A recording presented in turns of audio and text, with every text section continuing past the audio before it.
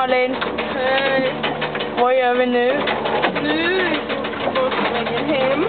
Vad sa du? Vi är på väg hem. Jag var inte hem.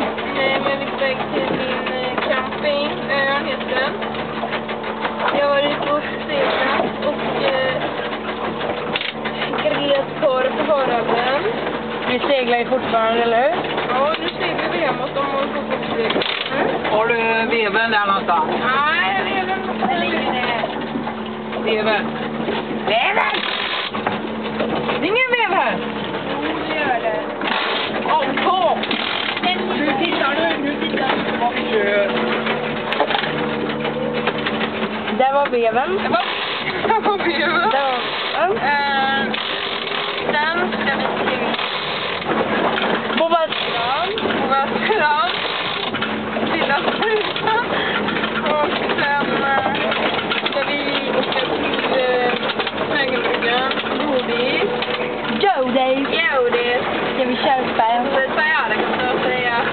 Eller godis. Det går till godis tillsammans. Och sen kanske vi ska träffa Bernhard. Ta hand om de här lamporna. Nu skakar det väldigt här. Ja, du står på en.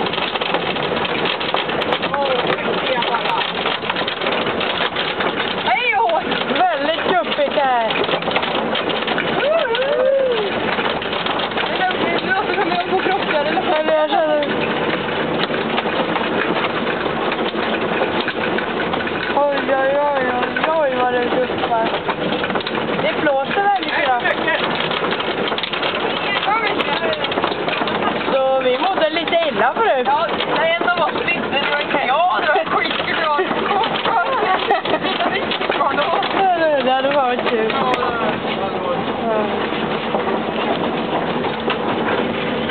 Och nu fick jag sms.